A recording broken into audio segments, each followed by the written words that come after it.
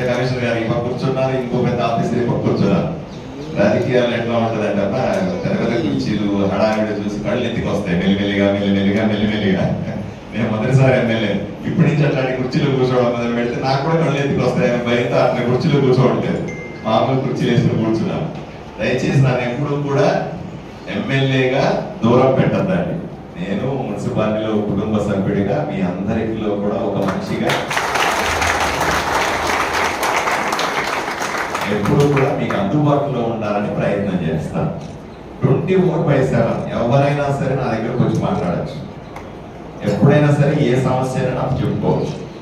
మీకు అందరికీ అందుబాటులో నేను 99% ఊరు వదిలిపోను. ఎప్పుడన్నా కార్యక్రమాలు ఉంటే తప్ప బయట నేను ఊరు వదిలిపోను, ఊర్లోనే అందుబాటులో ఉంటాను. ఏమండి దయచేసి అభివృద్ధి కావాలి.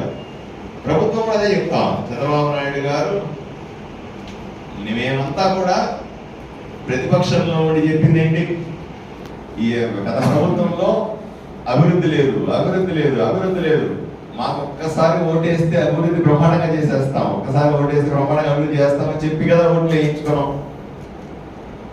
ఈరోజు అభివృద్ధి చేయకపోతే అది కూడా సమస్యనే. చెప్పిన మాట కట్టుబడాలి కదా. కాబట్టి కేంద్ర ప్రభుత్వం వివిధ పథకాల కింద సహకరించడానికి సిద్ధంగా ఉంది. కేంద్ర ప్రభుత్వం మాటగా చెప్తా ఉంది. రాష్ట్ర ప్రభుత్వానికి కూడా కేంద్ర ప్రభుత్వం విపరీతంగా ఆర్థిక సాయం చేస్తుంది.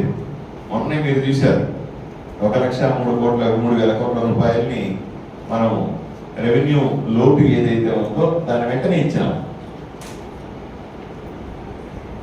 ఈ రకంగా రాష్ట్ర ప్రభుత్వానికి తగినంత నిధులు వస్తాయి. అదే సందర్భంలో రాష్ట్ర ప్రభుత్వం కూడా మాట నిలబెట్టుకోవడానికి, ఇచ్చిన హామీలు నెరవేర్చడానికి సిద్ధంగా ఉంటుంది. అన్ని మున్సిపాలిటీలకి కూడా ప్రత్యేకంగా అవసరమైన నిధులు ఇస్తారు. ఎంతమంది కూడా చెప్పారు, ఏ స్కీమ్ అయినా సరే ఆంధ్రప్రదేశ్ పటం తీసుకుంటే, ఆంధ్రప్రదేశ్ లెక్క తీసుకుంటే నెంబర్ 1 మనమే ఉండాలి ఆదోని.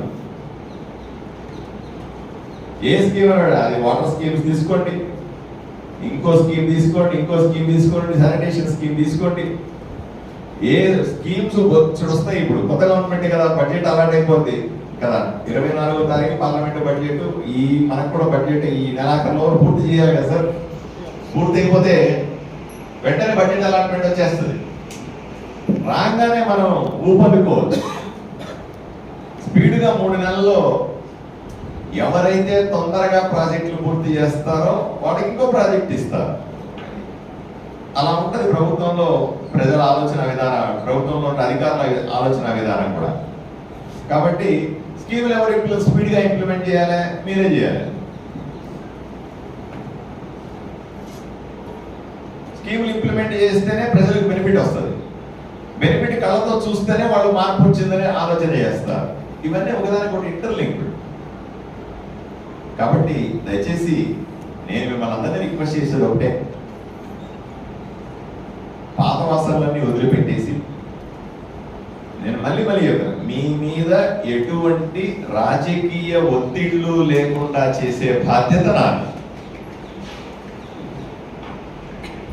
మళ్ళీ చెప్తా, ఎవరన్నా వచ్చి మీ దగ్గరికి నా ఎమ్మెల్యే చెప్పినాడు, నేను ఎమ్మెల్యే పిఏని, నేను ఫోన్ చేసి నేను ఆ పార్టీ ఈ పార్టీ, నేను ఆ నాయకుడిని ఈ నాయకుడిని అని ఎవరన్నా దబాయిస్తే ఏం పట్టించుకోవాలి, ప్రశాంతంగా ఉండాలి.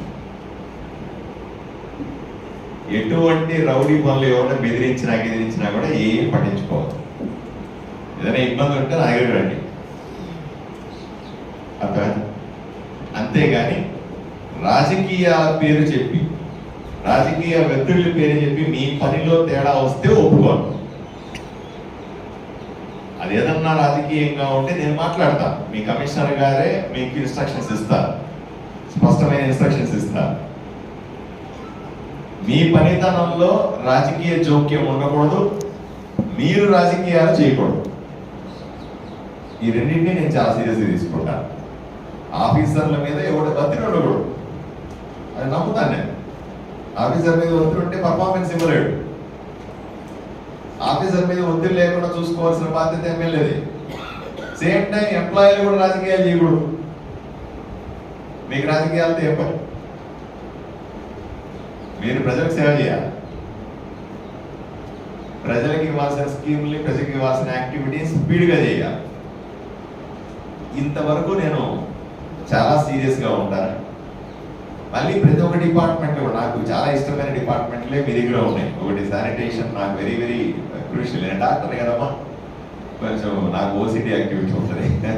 క్లీన్గా ఉండాలి. మా ఇల్లు మాత్రమే కాదు, ఆదోని కూడా క్లీన్గా ఉండాలని కోరుకుంటాను. అంత ఓసిటీ ఉంది నాకు. సేమ్ టైం మహిళా గ్రూపులకు సంబంధించిన ఇష్యూస్ ఇద్దరు లేస్తే నాకు గెలిచిన దగ్గర నుంచి ఫోన్లు వస్తూ ఉన్నాయి. మళ్ళీ మీరు పసాల కూర్చున్నప్పుడు మాట్లాడతాను నేను.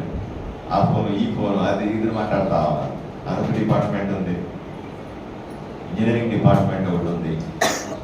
టెట్కో ఇళ్లకు సంబంధించి ఇమీడియట్గా మేము చేయాల్సిన డిపార్ట్మెంట్ ఒకటి ఉంది. టౌన్ ప్లానింగ్ ఒకటి కీలకం. అందుకని వాడిని ఒకరే ఎట్లా చేస్తా ఉన్నారు? ఇంత పెద్ద టౌన్ ప్లానింగ్ని, ఇన్ని యాక్టివిటీస్ని, ఇన్ని పర్మిషన్ నువ్వే సైనింగ్ అథారిటీ అని అడిగాను. ఇంత పెద్ద టౌన్ ప్లానింగ్ అది నాకు చాలా ఇంపార్టెంట్ డిపార్ట్మెంట్. ఇవన్నీ కూడా ఒక్కొక్కరితో కూర్చొని నేను మరి నేర్చుకోవడానికి ప్రయత్నం చేస్తాను. నాకు తెలిసింది మీకు చెప్పి ఇంప్లిమెంట్ చేయడానికి కూడా ప్రయత్నం చేస్తాను. ఏదేమైనప్పటికీ కూడా మనం అందరూ కలిసికట్టుగా పనిచేస్తాం.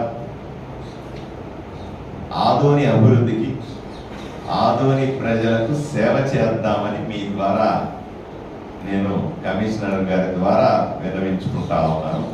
ధన్యవాదాలు.